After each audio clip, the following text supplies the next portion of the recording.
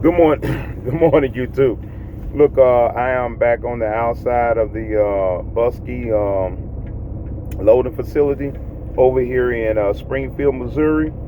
It's called the Underground Limestone. Now, in my other short videos, I said salt mine, so I was just confused. I knew it was one of the two. Limestone is the name of it's the part that's underground, limestone, not salt mine. But I have been in some salt mines too as well. So again, I got my paperwork and I got my trailer number and I got everything that I need in order to finish my process. So as you all see, it is approximately about 8 o'clock. Now I got here around about 7:15. So the process was pretty easy. You know, you go check in, you got your pickup number, you come over to the drop lot and you drop your empty, slide your tandems, drop your empty trailer, and then you go underground. You go underground and you go to building 11, which where we always go. And you go in there and you do the electronic sign in. All this process took less than 15 minutes. Actually, it's taking me more time to do the two short videos and then this video, which is going to be a little longer. So if you're watching this video, I'm doing videos about my experience with Ashley Furniture, Ambassador. If you don't mind, can you go over to, oh, you already have the channel. If you don't mind, can you like, and if you like it, and subscribe. Help me get my numbers up so that I can keep putting out these videos and keep getting out. Yeah, I just want to keep people informed. Those who are curious and about Ashley Furniture, you might be thinking about making a career change, or you may be thinking about changing for his company you're working for. I've been with Ashley for almost 9 months now, and as you watch some of my other videos, I talk about the onboarding process. I talk about the recruiting. I talk about the when we actually went to orientation, what happens in orientation, what happens after orientation, you know, your truck assignment. You know, it's just a lot of various information that I think will be helpful to those of you who are watching this video and you are thinking about, you know, getting into the truck driving, or you thinking about transition from owner operators or independent contractor, because you know, I've been in the trucking industry for over about 30 years. I got my license back in 1996. I did everything from hauling furniture, hauling fuel. I've pulled construction equipment, track hoes, backhoes, dozers, loaded, did it all that, drove dump truck. Van is my field that I really want to be in. All the other stuff I just don't want to do it. It's good though. It's nice and helpful. I did enjoy doing tankers. So again, I just want to give you a little bit of history. You know, I've been in trucking business for a while, and I've had my own authority at once upon a time. I did own operator lease purchase, and I'm going to be checking into Ashley to see what theirs is about. You know, market just did what it did, and I wasn't in a position to weather those kind of storms and those kind of up and down. I just, you know, it just didn't work for me. You know, for those of you who still in it and you was prepared for that, kudos to you guys. And those of you just hanging in there, you know, you're gonna keep hanging in there. You know, sometimes you just gotta cut your losses and move on. So anyway, we're gonna go outside and I'm gonna do my little pre-trip on the and connect everything. Where my gloves at? Get my gloves. Come here. So again, and if you're watching this video and you do decide to come on, and I'm gonna try to put some information down in the description. I just haven't gotten that fluent yet, because I do have the contact information for the recruiters, and that when you call the recruiter, if you would give them my information, my truck number is 18801. My truck number is 18801, and then my employee number is 196127. That helped me as the referral. They do referral, but they do not do sign-on bonus. I'm doing this to get out of that sun where you guys can see me. So that will help me out. And some of my previous videos you're gonna probably see that I said I would split the referral, and I did, but that doesn't work for me because that bonus get taxed at about 40-some%, and what was left over after you split it, and half people they don't have Cash App, and I'm trying to get them their money, and I had the Western Union, and that takes out a good chunk of it. So I made a mistake and sent that person, way too much in the beginning. Because I had some other bonuses that had filled around, some safety bonuses that had filled around the same time, and I thought they was adjusting my my taxes. And I raised sand about that. So I got in touch with them, and they explained to me that bonus get taxed differently than my regular paycheck. So I was really kind of lost on that deal, and I decided I'm not going to do that. I'm gonna still make these videos. I'm gonna continue to give you quality content, and I'm gonna continue to give you my honest reviews and approach to working at Ashley Furniture. I mean, if you decide to do that, I appreciate it. But if you don't, for whatever reason, that's cool too. I'm gonna still make these videos, but it will really help me out if you did that. If you also help me out, if you like, subscribe, and share. And I want to continue to do these videos. I'm gonna be doing some videos about company driver versus lease purchase and owner operator, then versus independent. If you think about making those transitions from a company driver, you need to really think about it. You really need to do your research. You really need to do your due diligence, because this is a big bank take little bank field, and if you're a little bank coming in here, you better really know what you're doing. You better have some capital, because you're gonna need it. But if you're going to a lease purchase, where you're working with a company, at least they absorb all the risk. But anyway, we'll get into all that a little later. So anyway, we're gonna go do here. Okay, get the gloves on. Come back here. I think you guys can probably see this. Again, just for dogs you want to hang around. I mean, you already know what's going on. Getting ready to connect to this trailer, and so I can get going. Like I say, it takes longer to do these videos than to actually get my load and get going. So I'm sacrificing a little time just to try to get y'all a little information. I don't mind, because I wish people would have done that when I was looking at going to various places as well. So you got that. So what we do, you check your inspection on your trailer. That was done on 2/24, so that's good. All right, you check your paperwork. You got your trailer registration paperwork in there. And like I said, Ashton, they good about, man, keeping their equipment up and everything. So I got the right trailer number. You always want to confirm trailer number 215305. And you always want to confirm your trailer to make sure you don't pick up the wrong trailer, because it has happened. And I'm not gonna show you the invoice, but I am looking at the invoice, and I see my trailer number 215305. So I have the right trailer. Seal is gonna be on there. You can't open it up. You don't know what the load is. For as weight wise, let me check and see what the weight is. But I do know that the weight on this load is 36,000. And I learned this was Swift. Anything over 36,000, you got to scale it. So I know I've been doing this long enough to where I just look at it, and I know about how far the loads go back. So I pretty much get it on point. Not all the time. So I'm not going to weigh it, because again, it's just 36,000. You can really, excuse me, had a little peppermint can. You can really slide your tandems all the way to the front, and you'll be good. But I'm not going to do that, because I don't like it like that. I like somewhere in the middle down between there. And I'm going to turn on. See, this truck is equipped with the safety. This is how you check all your lights and stuff. Now, I got to turn my lights off, and then I hit that button right there. Do you see in the dashboard? It says, of course I got no idle engine. Oh, I got to turn my flashes off. So you got to turn all your flashes off and all that. And then exit light test. Oh, I got to turn my switch. Oh, I got to pull the parking brake. I didn't do that. There we go. Now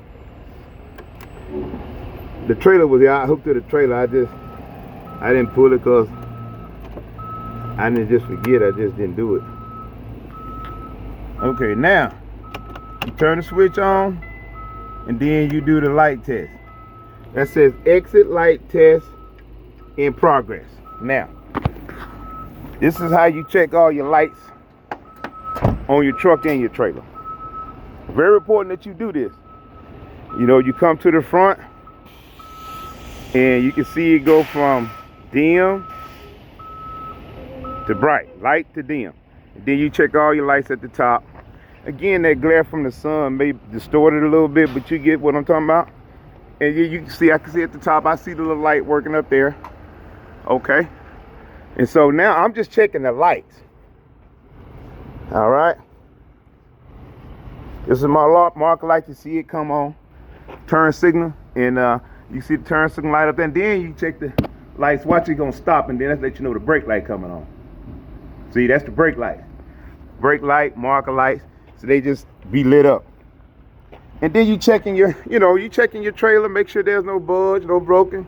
And you checking your cross members, making sure that nothing is broken, missing. Check your airlines, making sure everything looking good. I'm gonna go ahead and pull that so I can slide my tandem. And you do that, see, some truck and trailer, check the tires good. Wheel lugs, everything look good. I mean, like I said, I know how they keep their trailer. But that little air valve that you pull out to slide the tandem, in some cases, you can't have no air going to the trailer because you'll never be able to pull it out. So now I'm gonna check the lights back here. Okay, you see they blinking?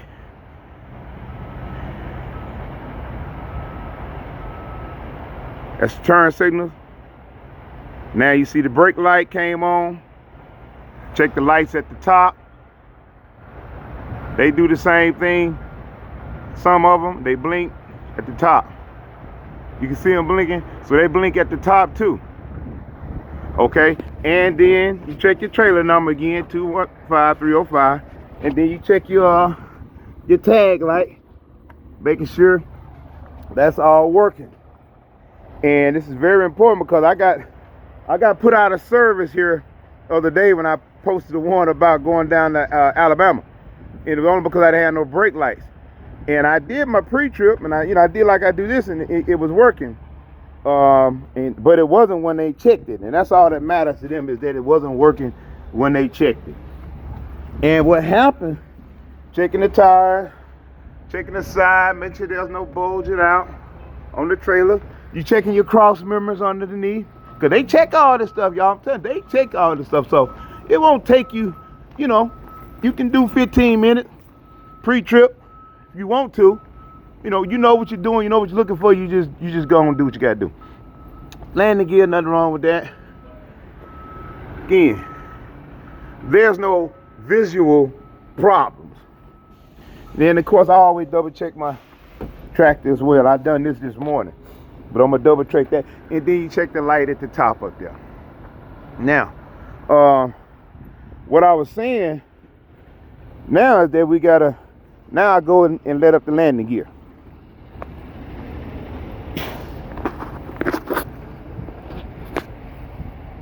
And all this is just part. I don't know how I'm gonna do this, y'all. Work with me, please, cause I don't know if they're gonna get it or not. I'm gonna set it right there. I don't know what I'm looking at. Yeah, I probably can see me. You probably can't. But just listen. So, now with these landing gear on these loads here, sometimes they be heavy now. And you gotta make sure that in some of the trucks, they're high. Like them Volvo, they're a little higher than the KW drive. So now what you do, you go into low gear, because you gotta let it down. And you don't want to straighten yourself. And it's easier in that gear right there. It's slower, but it's easier. You're not straining yourself. You're not gonna throw no muscles and all that. And I have done that in the past. Let me show you what I done. And them days, that's when you get in a hurry. See how hard that is? I mean, you're in a hurry. do this stuff. But when you know, like I said, time changes things. So I'm not gonna do it like that. I'm gonna do it where it'll be easy. Gotta get it back in the gear though. There we go. Now, so again, take a little longer. I can use the exercise anyway. So I don't trip, I just turn it into a little exercise regimen. Now when you got these rubber gloves, you gotta be careful. This little thing here is supposed to turn. It don't. This one isn't. With these rubber gloves, you gotta be careful because it'll pull them out. So you just kinda gotta pay attention to what you're doing. And while you're doing your little landing gear, you can still be looking around, checking out your truck and your trailer. So whatever's going on with this here vehicle is your responsibility. It's all on you as a driver. You are responsible for the safety of this vehicle, truck and trailer. 80,000 pounds. And if anything happened and you didn't do your due diligence, it's gonna be your fault. Now see, I'm doing it down in the high gear now, because it's gonna go on down. See what? You've heard it move? Yeah. Now the airbag's on the truck. It's gonna lift it on up. So now, this is when you use that 2 fingers. But you gotta be careful too. Because this thing will hit you in the mouth. So, you know, technically you're not supposed to do it that way. But that's what we do. Everybody done it. You do 2 fingers, that bad boy like that. I'm gonna stop. Because if you ain't paying attention to screw loose anything, this thing come off, shoot. It'll knock your teeth out. Like I said, it takes a little time. Once you stop taking your stuff seriously, you learn that there's your 1,000 times to cut once. And the cut can be wrong when you cut off too much. You can never do enough to make sure that you safe, people out there on the road is safe, and that these people's product is safe. That's what they're paying us to do. All right. Okay. So now, the tandems. Before I pull out, I'm gonna go ahead and do that. And I'm gonna show y'all another little trick too on the inside. That if you learn it, it'll help you understand the weight. See this here? That's my suspension weight load. If it's at 50, you gonna be pretty much having right about between 32, 33,000 on your tractor tandem. I haven't slid the tandems yet, which I'm about to do. So I done my light test, checked the tires, warming up out here a little bit now, y'all. Boy, it's cool. Oh. Y'all forgive me. Oh. Sorry about that. So, anyway, I'm getting out of here because I got these long johns on. Everything. Keep that on, I gotta go back outside. So I'm just gonna slide the tandem. And I'm watching that because it's up around about 50, 55, 60. So I'm gonna take some weight.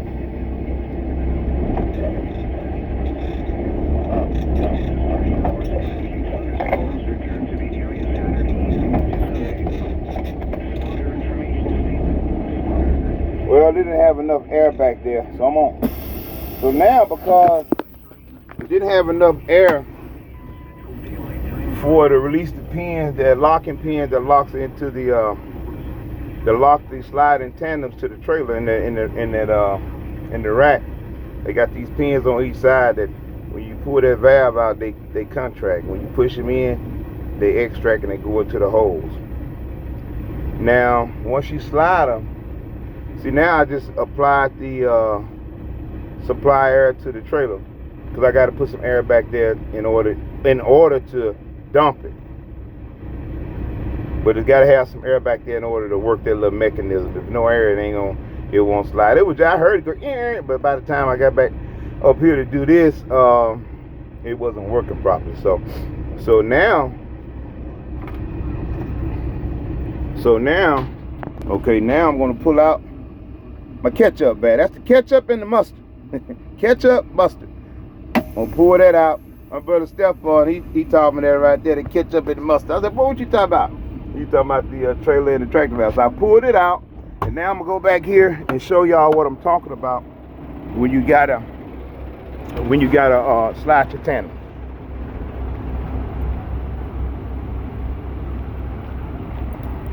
I know this is a little lengthy, but again, this is what you gotta do. You see them little pins right there? There's one, and then you see that other one down, there's two. It's two on each side. Now, this valve here, you're gonna pull it. See that thing go in? And that one went in. You don't see them no more. So now I'm gonna slide it. And I had to build up the air pressure and then release it in order for it, because now I got air back there reserved to work that valve. So now, I'm gonna slide it back. It would help if I push in the mustard valve, huh? All right.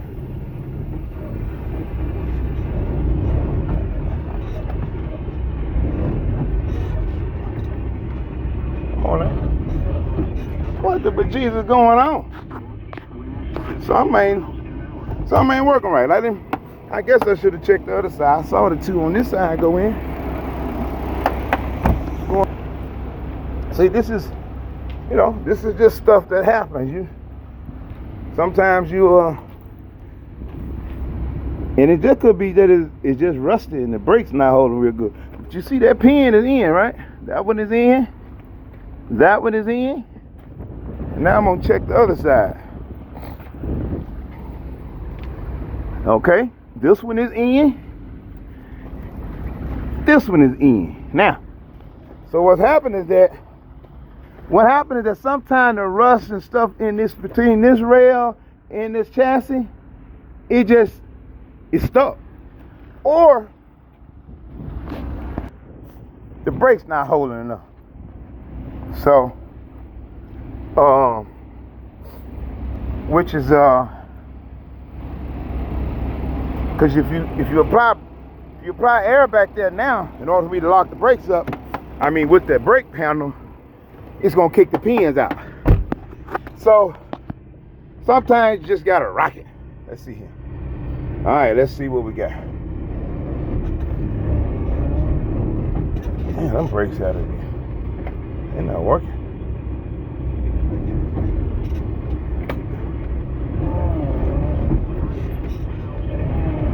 There you go. Hey, that boy jumped in. See, you gotta work with it sometime, people. That one it was just rusty. Maybe the brakes out of adjustment, but these trailers, they equipped with automatic adjustment on there, so they supposed to adjust to it, and like I said, it could have just been it was frozen. So looking at my gauge over here, right now it's showing about 55. Okay, it was on like 60, so I'm gonna show y'all how far I slid the tandem.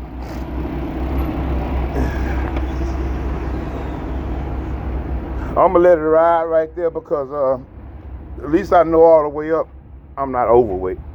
And see there, now I'm not all the way up though. Look at that. I still got 1, 2, 3, 4, 5, 6, 7, 8 holes to go. Now what I normally do, see where it says 40, 41? Now I would normally put that 40 right there in between the two tires. Put that 40 right there, or you can put 41. I'm going through Missouri and Tennessee. I don't know if I'm gonna go through Kentucky, but that's not gonna be an issue. They just check and make sure you're not overweight. So I'm gonna slide it back a little more, because I usually try to get the 41 there or that 40. Either one of those would be fine.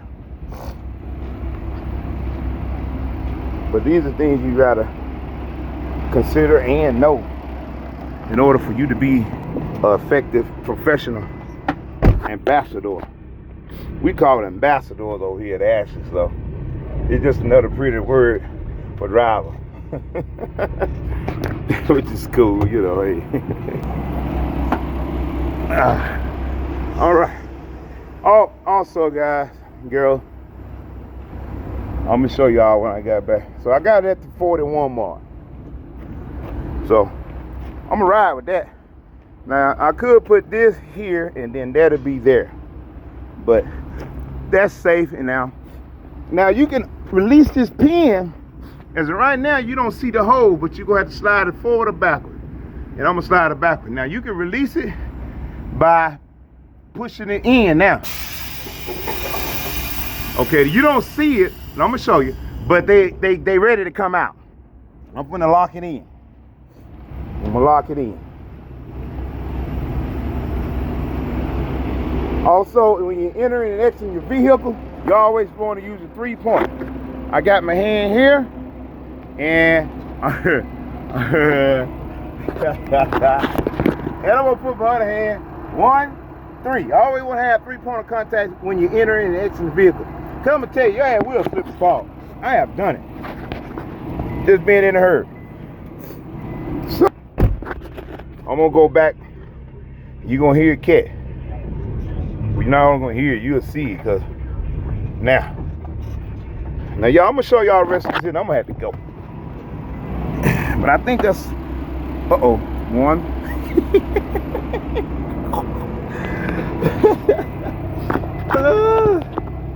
Oh man, that's with y'all, man. I better keep my job. 1, 2, always 3-point of contact. Always 1 step. And I'm gonna tell you, I used to jump in out of that bad boy, turn around. I have, not this one for this company, but I have turned around and stepped out there and slipped. I just so happen to grab one of these bars about hang down there like this. Ah, somebody help! Oh, pimp down. But 3-point contact. 1, 2, 3. So now you out the vehicle. Always practice safety, people. And I'm telling you from experience. See, I didn't used to think about all that stuff until it started happening. And so now you see where the doggone pin's at. See, because it's still rusting, don't want to slide. I know. Sometimes it can be a little frustrating, a little tedious, but that's where you gotta know what you know. But here's the thing now. I'm gonna push the mustard valve, ketchup mustard valve in, which is the trailer. Now what I'm going to do is, you can see that's my trailer valve right there. So now I'm gonna add more to this. So it locked it in then, because I didn't need to keep the pins from coming out. You can only do that when you know you about ready to lock it in. I ain't studying y'all. 1, 2, 3. I still got mouths to feed. They'll be calling me in to say, Tim, we saw your video. You like, hold on. You right. Bam. Pin out. 41. Let's check the other side. And we're gonna keep it moving. Muddy out here. All right. Pin out. Hose is not tangled up. So we ready to roll, Pete. That concludes your inspection, confirming your trailer, confirming your paperwork, sliding your tandems. Now, another cool thing with asking them is, I mean, they pay for scale, they pay for truck parking, so ain't no reason for you not, I'm gonna go and check it anyway. And I got that scale app on my phone. I don't ever have to go in, because it's attached to the COM data card. See, I need to be working out a little more, because I'm a little tired. Whew. Sorry if it took so long to do this video, but I just try to give you all important information that will, help you do your job better. Whew, I need some water now. Always keep some water too.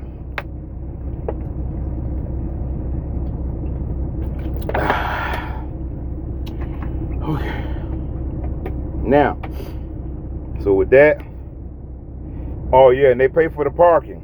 So Pilot, Love. I always go to Pilot. It's easier. You think TA sometimes you got to pay cash and get reimbursed. I ain't trying to get reimbursed nothing. I want to use their money and not mine. I mean, they will do it. If you say, well, you got to pay it, you just keep your receipt. They'll reimburse you because I have done it.